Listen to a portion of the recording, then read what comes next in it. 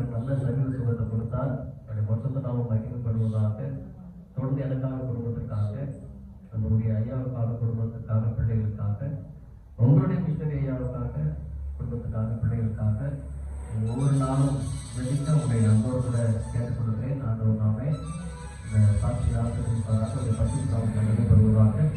இப்பொழுதும் இந்த நேரத்தை கவனத்துக்குரிய ஐயாட்ட கொடுக்குறேன். அவங்க ஆசிரியர் வார்த்தையை சொல்லி நம்மை ஜெபித்து ஆசீர்வதிப்பார். அவங்களை நம்முடைய கரங்களை கட்டி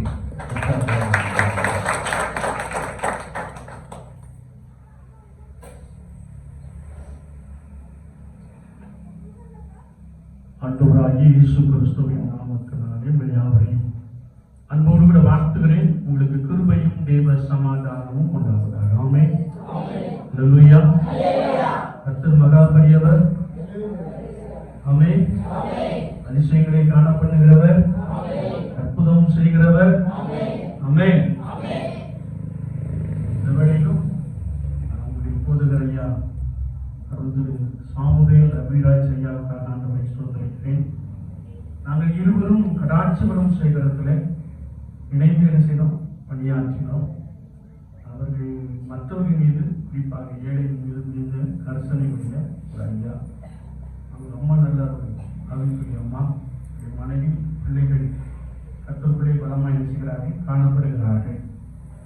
கிட்டத்தட்ட 2012ஆம் ஆண்டு நாங்கள் இணைந்து பணியாற்றினோம். அதுக்கப்புறம் இப்போ தான் ஒரே இடத்துல என்ன செய்கிறோம், கர்த்தரை ஆராதிக்கும் ஐயா. இந்த வாரத்தை ஆண்டவர் எங்களுக்கு நியமித்து கொடுத்திருக்கிறார். அப்படி நாமத்திற்கு சொல்லுங்க, மகிமை உண்டாகட்டும். அல்லேலூயா. அதே போல பால்ராஜ் தம்பிய வாழ்க்கையிலே மறக்கவே முடியாது.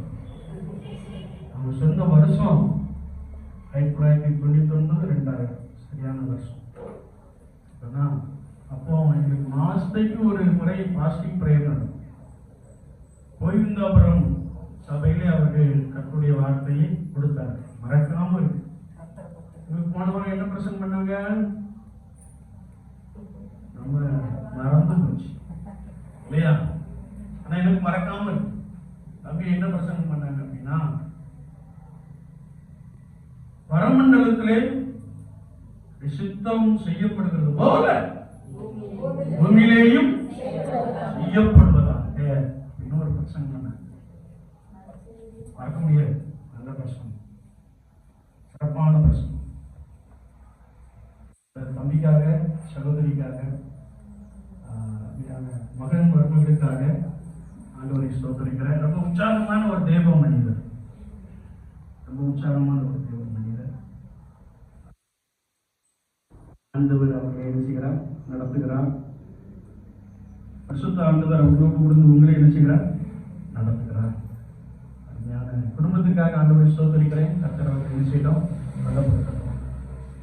உங்க ஐயாவை கொண்டு ஆண்டவர் பெரிய காரியங்களை செய்து கொண்டே இருக்கிறார். ஆமென். அல்லேலூயா.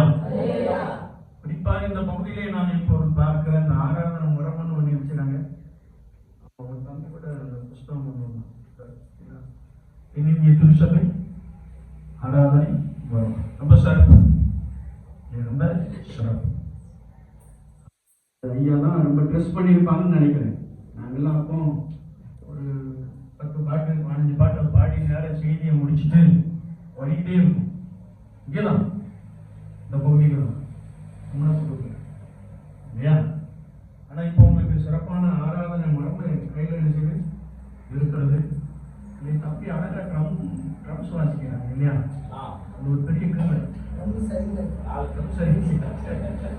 ஒரு பெரிய கிருமை செய்யோட ஒரு பெரிய கிருமை இல்லையா? தொடர்ந்து என்ன செய்வார், பலப்படுத்துவார். ஐயாவுக்கு அற்புதம் செய்கிற ஆண்டவர் உங்களுக்கு என்ன செய்வார். நீங்கள் சிலர் எதிர்பார்த்து கொண்டு இருக்கிறீர்கள். கர்த்தருடைய ஆவியானவர் உங்கள் எதிர்பார்த்த முடிவை உங்களுக்கு கொடுப்பார். ஆமென். அல்லேலூயா. யாரெல்லாம் எதிர்பார்த்துக்கிட்டு இருக்கீங்க? ஸ்தோத்திரம். எல்லாருமே எதிர்பார்க்கீங்க இல்லையா? யாருக்கும் ஆண்டவர் நன்மையான காரியங்களை செய்வார். நன்மையான தம்பி நல்ல ட்ரம்ஸ் வாசிக்கிறாங்க. அதனால ஒரு ஒரு சின்ன பாட்டு மட்டும் அடுத்து 2 திருச்சபைக்கு போனோம். அதுல எந்த கண்மலையானவரே என்னை காக்கும் தெய்வமே. ஒரே ஒரு கவியை நம்ம நல்ல கண்களை தட்டி உற்சாகம் நினைச்சோம். ஆண்டவருடைய நாம நிச்சயம், ஆண்டவருடைய நாம நிச்சயம் மகிமைப்படும். எல்லாரும் கண்களை தட்டி உற்சாகம் நினைச்சோம். யார் அமைதியா இருக்கக்கூடாது. ஸ்தோத்திரம் சத்தம் சொல்லுங்க. அல்லேலூயா. எந்த கண்மலையானவரே என்னை காக்கும் தெய்வமே. எந்த கண்மலையானவரே என்னை காக்கும் தெய்வமே. வல்லமை மாட்சிமை நிறைந்தவரே மகிமைக்கு பாத்திரரே. வல்லமை மாட்சிமை நிறைந்தவரே மகிமைக்கு பாத்திரரே. ஆராதனை உமக்கே, ஆராதனை உமக்கே, ஆராதனை உமக்கே, ஆராதனை உமக்கே, ஆராதனை உமக்கே, ஆராதனை உமக்கே, ஆராதனை உமக்கே, ஆராதனை உமக்கே. சிறகுகளின் நிழல் என்றென்றும் மகிழச் செய்தீர். ஆமென். இந்த சிறகுகளின் நிழல் என்றென்றும் மகிழச் செய்தீர். ராஜாதி செய்த நன்மைகளை எண்ணியே துதித்திடுவேன். ராஜாதி செய்த நன்மைகளை எண்ணியே துதித்திடுவேன். ஆராதனை உமக்கே.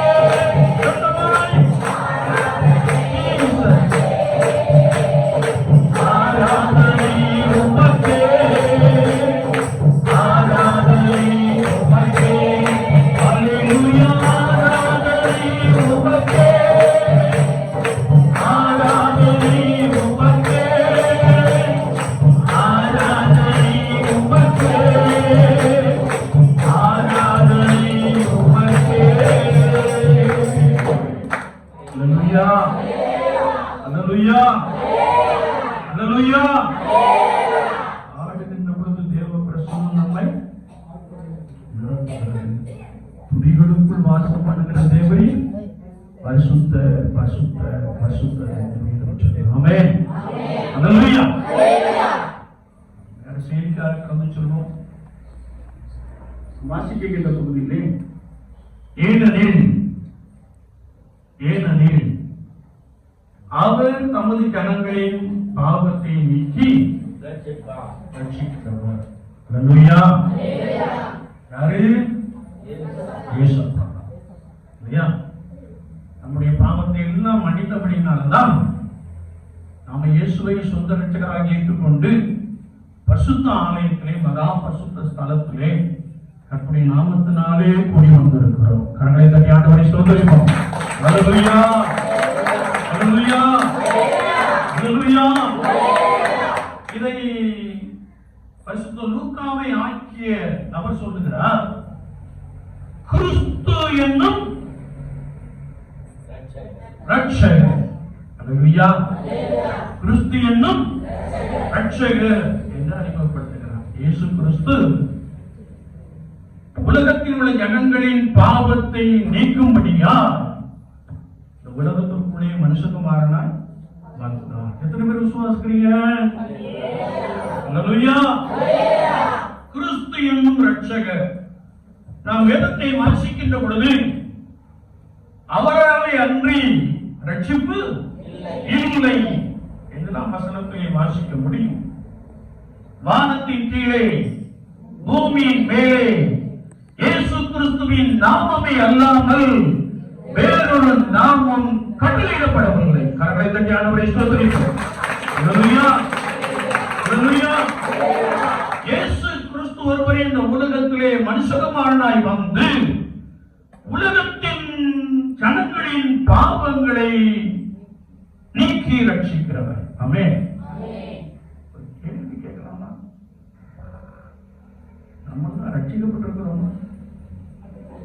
இப்படி ஒரு கேள்வியை கேட்டீங்க. அங்க ரட்சிக்கப்படாமல சபைக்கு வந்துகிட்டு இருக்கிறோம் அப்படின்னு நாம நினைக்கிறோம். அப்படியா? அப்படிதான் நினைக்கிறோம். ஆனா மெய்யாகவே ரட்சிப்பை நான் பெற்றிருக்கிறேனா? ரட்சிப்பை பெற்றா நம்முடைய உள்ளத்துல ஒரு பெரிய மகிழ்ச்சி என்ன செய்யணும்? எந்த நிலைமையில் இருந்தாலும் நான் கர்த்தருக்குள்ள மகிழ்ச்சி என்ன செய்வேனா? கிறிஸ்து என்னும் ரட்சகர். Please come. Please come. வாங்க, உள்ள வாங்க. கர்த்தரால் ஆசீர்வதிக்கப்பட்டவர்களே உள்ளே வாருங்கள். வெளியே நிற்பார். கிறிஸ்து என்னும் ரட்சகர். இயேசு கிறிஸ்து முதலாவது நம்மை பாவத்திலிருந்து என்ன செய்கிறாரா? ரட்சிக்கிறார். அதனால்தான் யோவான் சொல்லுகிறார், இதோ உலகத்தின் பாவங்களை சுமந்து தீர்க்கிற தேவாட்டு குட்டி என்று அறிமுகப்படுத்துகிறார். பாவத்திலிருந்து ரட்சிக்கிறார்.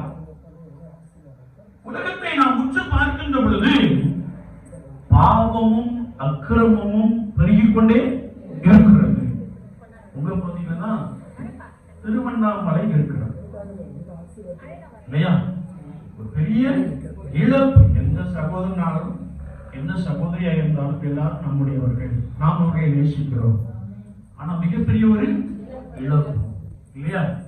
ஆனா அங்குள்ள ஒரு டீச்சர், ஒரு சமய குரு சொல்லுகிறார், இந்த எண்ணெய் எங்கும் எப்படி இருக்கணும்? பரிசுத்தமா இருக்கணும். எண்ணெய்க்குள்ள தீட்டானவர்களை என்ன செய்வீங்க? கொண்டு வந்துட்டீங்க அப்படின்னு சொல்லி நிறைய பேர் என்ன செய்தாங்க? குடிக்க ஆரம்பிச்சிட்டாங்க. இங்க பார்த்தாலும் பாட்டிலா என்ன செய்யுது? கிடைக்குது. அடிமைத்தனத்துல என்ன செய்றாங்க? இருக்கிறாங்கன்னு சொல்றாங்க. யார் சொன்னா? இன்னொரு சமய சொன்னார் இல்லையா? அப்போ உலகத்துல பாவம் என்ன செய்கிறது? பெருகிக் கொண்டே இருக்கிறது. நோவா காலத்தில் நடந்தது போல மனுஷகுமாரன் வரும் நாளிலும் நடக்கும். கடைசி காலத்திலே பலவிதமான சம்பவங்கள் நடக்கும். எல்லாம் வேதத்தின் வழி என்ன செய்கிறது? நடந்து கொண்டே இருக்கிறது. ஆனால் ஆண்டவர் இந்த உலகத்திலே வந்ததின் நோக்கம் என்னவென்றால், கர்த்தருடைய வார்த்தை சொல்லுகிறது, ஒரு பாவி கூட கெட்டு போவது தேவனுடைய சித்தம் அல்ல. கரங்களை தட்டி ஆண்டவரை ஸ்தோத்திரிப்போம். எல்லா மனிதரும் ரட்சிக்கப்படுவதே தேவனுடைய சித்தமாக இருக்கிறது. அதனால நான் கேட்டேன், ரட்சிக்கப்படுகிறீங்களா அப்படின்னு.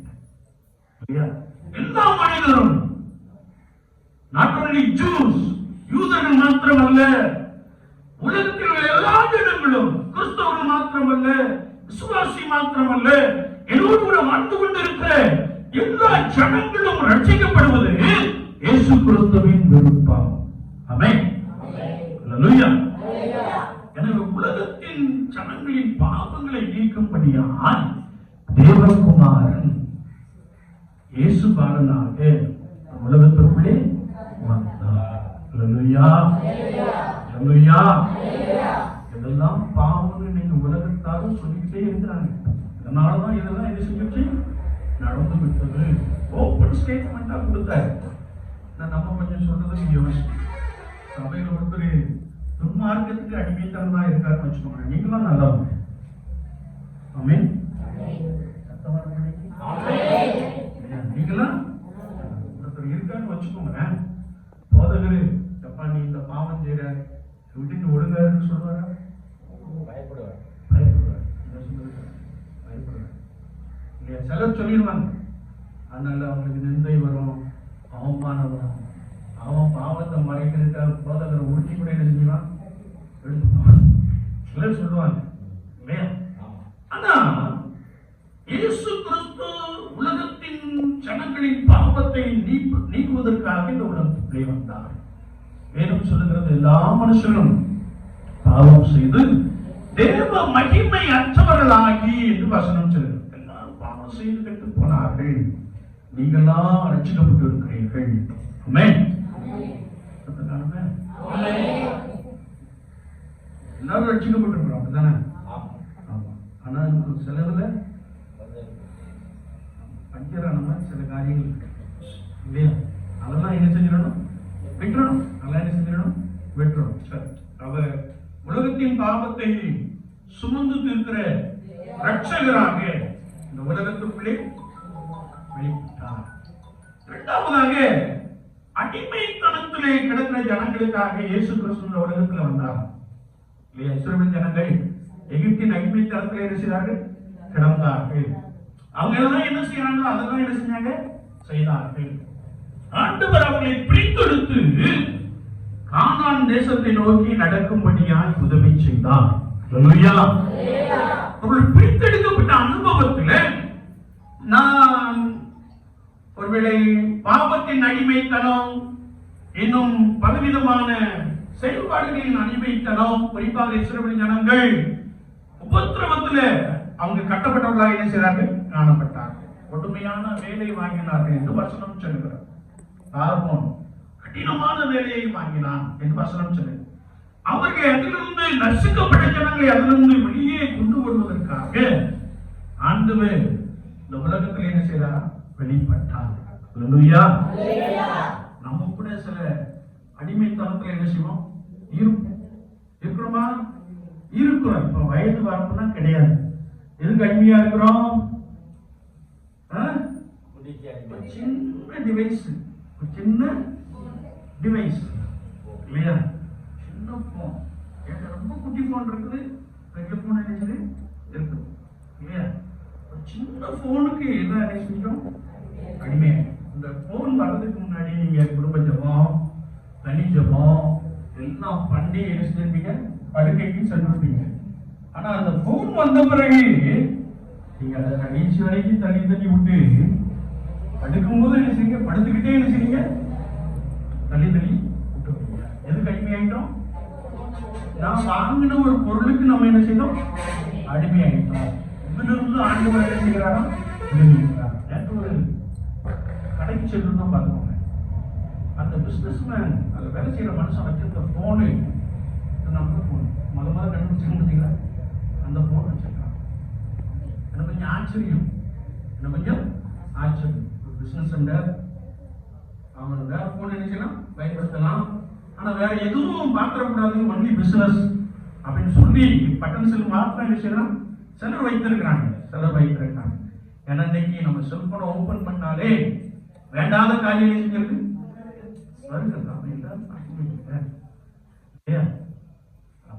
அட்வர்டைஸ்மெண்ட்ங்க நிலத்தையும் போடுறாங்க இல்லையா? இன்னைக்கு உலகமே செல்போனுக்கு என்ன செய்யுது? அடிமையா. ஆனா நன்மை என்ன செய்யுது? இருக்குது. செல்போன்ல நன்மை என்ன செய்யுது? இருக்குது. நான் என்னுடைய கார்ல நானும் என் மனைவி இரவுல பயணம் பண்ணிக்கிட்டு இருந்தோம். திடீர்னு ஒரு ஸ்டேட்மெண்ட் வந்துச்சு அந்த டிஸ்பிளேல, engine failure assault, stop the car அப்படின்னு வந்துச்சு. நான் உடனே வண்டி என்ன செஞ்சுட்டேன்? நிப்பாட்டிட்டு உடனே பட்டா ஆல் அப்படின்னு ஒன்று இருக்கும், அதை அடிச்சேன். ஏன் இந்த ரீசன்? டக்கு சொல்றாங்க, நீ தொடர்ந்து காரை அடிச்சக்கூடாது, ரொம்ப தூரம் ஓட்டக்கூடாது, வேகமாக அடிச்சக்கூடாது, ஓட்டக்கூடாது. ஆனா வண்டி அடிச்சுன்னா மெதுவா ஓட்டக்கூடாது. எனக்கு ரொம்ப பிரயோஜனம். மிட் நைட் 2 மணிக்கு கத்தருக்கு தோத்திரம். வண்டி கொஞ்சம் மெதுவாக இருந்துச்சுன்னா கட்டலாம். அப்ப எனக்கு நன்மைக்காக அந்த செல்போன் என்ன செய்கிறது? பயன்படுகிறது. வேதத்துல திடீர்னு ஒரு வசனத்தை இன்னும் என்ன சொல்லப்பட்டிருக்குன்னா டக்குன்னு அடிச்சு பார்த்தா அது நிறைய விளக்கங்கள் என்ன செய்யுது? வருகிறது. நான் அதுக்கு செல்போனை என்ன செய்யறேன்? பயன்படுத்துறேன், அப்லோடு பண்றதுக்கு பயன்படுத்துறேன், மெசேஜுக்கு பயன்படுத்துறேன். ஆனா நம்ம அநேக ரெண்டாவது காரியத்துக்கு என்ன செய்யணும்? குறிப்பா ஷார்ட்ஸ். இப்ப எழுது ஷார்ட்ஸ் தள்ளி விட்டுக்கிட்டே இருக்காங்க. ஆமா, பார்த்துட்டே இருக்கலாம். பண்டிகை ஆசரிக்க போகிறோம். பண்டிகை என்ன செய்யணும்? ஆண்டவரே இதெல்லாம் நான் என்ன செஞ்சிருவேன்? விட்டுருவேன். நீர் என்னுடைய உள்ளத்துல பிறக்கணும், நீர் என்னுடைய உள்ளத்துல பிறக்கணும். அதனாலதான் நான் கேட்டேன், ரட்சிக்கப்பட்டீங்களா அப்படின்னு கேட்டேன். அடிமைத்தனத்தில் ஆண்டவர் நம்ம வெளியே என்ன செய்கிறாரா? கொண்டு வருகிறார். அல்லேலூயா. சிலர் கோபத்துக்கு அடிமையா இருப்பாங்க. பிள்ளைகளை பார்த்து ஆண்டவர் அழகா பிள்ளையை கொடுத்துருக்காரு. ஆனா பிள்ளைகளை ஒரு சின்ன தவறு செஞ்ச உடனே அட சனியனை அப்படின்னு நினைச்சாங்க. கோபம் வந்த உடனே வார்த்தை என்ன செய்யுது? ஆண்டவருக்கு பிரியமில்லாத வார்த்தை என்ன செய்வது? வருகிறது இல்லையா? அவர் தம்முடைய சாயலாக நம்மை படைத்திருக்கிறார். ஆனா பிள்ளைய பார்த்து சாடிங்க அழுத எறும்பு மாடு கிட்டவே அது திட்டீங்கன்னா நீங்க அதுக்கு அடிமையா செய்ய இருக்கீங்க. நான் இருக்கேன் அப்படின்னு ஒரு சகோதரி சொல்றாங்க இல்லையா? அதுல இருந்து என்ன செய்யணுமா? விடுதலை பெற வேண்டும். அதுல இருந்து என்ன செய்யணும்? விடுதலை பெற வேண்டும். நிறைய சொல்லிட்டே போகலாம். ஆனா ஐயா தான் பொண்ணு அப்படின்னு வச்சுப்பாங்க இல்லையா? முதலாவது பாவத்திலிருந்து விடுதலை, இரண்டாவது அடிமைத்தனத்திலிருந்து விடுதலை, மூன்றாவது பிரச்சனைகளிலிருந்து விடுதலை. பிரச்சனைகளிலிருந்து பிரச்சனை இல்லாம யாரும் இருக்காங்களா? அது ஏன் கேட்குங்க? எங்களுக்கு நிறைய பிரச்சனை இருந்தது. பண்டிகை வந்த உடனே என்ன வஸ்திரம் எடுக்கிறது அது ஒரு பெரிய பிரச்சனை. பண்டிகை வஸ்திரம் எடுத்து கொடுக்கலன்னா வீட்டுல அது ஒரு பெரிய குழப்பம், பெரிய குழப்பம். பிரச்சனை வந்து விடுதலை இல்லையா? நீங்க மிகப்பெரிய பணக்காரனை எடுத்துக்கொண்டாலும் நல்லா இருக்கீங்களா? அதை ஏன் கேட்கீங்க? பிரச்சனை. பெங்களூர் பட்டணத்துல ஒரு மனுஷன் பெரிய பணக்காரர் இருந்தார். பெரிய பணக்காரர். குடும்பத்துல ஒருத்தர் நேசிக்கல,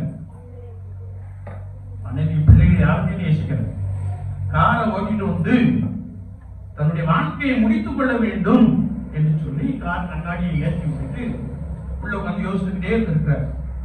ஐயா மாதிரி ஒரு தெய்வ மனிதன் கார் கண்ணாடியை கட்டி ஒரு டிராக்ஸ ஒரு திறந்த உடனே ஒரு டிராக்ஸ் அப்படியே உள்ளே செஞ்சு போட்டுட்டு இயேசு உன்னை நேசிக்கிறார் அப்படின்னு சொன்னார். அவருக்கு ஆச்சரியம், என்னடா நம்ம குடும்பத்தார் யாருமே நம்மள நேசிக்கல, நம்ம ஒருவரே நம்மை நேசிக்கிறது இன்னொருத்தர் இருக்கிறாரா இயேசுவா அப்படின்னு சொல்லி இந்த டிராக்ஸ் எடுத்துட்டு நேரம் அந்த டிராக்ஸ்ல 4 மாவுடைய அட்ரஸ் இருக்கு, நேரம் அங்க போயிட்டார். இயேசு பற்றி இன்னும் அறிந்து கொண்டார். என்னை நேசிக்க இயேசு ஒருத்தர் என்ன செய்தார் இருக்கிறார், அறிந்து கொண்டார். குடும்பத்தை ஆழமா என்ன செய்தார்? நேசித்தார். தன்னை வெறுத்த மனைவி பிள்ளைகளை நேசித்தார். இன்றைக்கு அந்த பட்டணத்தில் ஒரு பெரிய தேவ மனிதனாய் கர்த்தருக்காக ஊழியம் செய்கிறார். அல்லேலூயா, அல்லேலூயா. பிரச்சனை, மனவேதனை, கும்பரடிகள், அழுத்தம், மன அழுத்தம். பிள்ளைகளை பற்றி பெற்றோர்கிட்ட கத்தீங்கன்னா, பேர பிள்ளைகளை பற்றி தாய்கிட்ட கத்தீங்கன்னா ராத்திரி அழுவாங்க. ஐயோ என் பேர பிள்ளைகள் கீழ்ப்படிய மாட்டேங்க. பிள்ளைகள் கத்துக்குள்ள பலமா இல்லையா? அது ஒரு பிரச்சனை. ஆனா இதுல எல்லாத்திலும் தான் இயேசு கிறிஸ்து நமக்கு என்ன கொடுக்கிறாரோ? விடுதலை கொடுக்கிறார். உங்களுக்கு மாத்திரம் அல்ல, உலகத்தில் உள்ள எல்லா ஜனங்களும் உலக ரட்சகர், உலகத்தில் எல்லா ஜனங்களும் மீட்கும் பொருளாக நம்மையே சிலுவையிலே அர்ப்பணித்த அந்த அன்பின் வெளிப்பாடாக இயேசு கிறிஸ்து இந்த உலகத்துக்குள்ள வந்தாரா? அல்லேலூயா.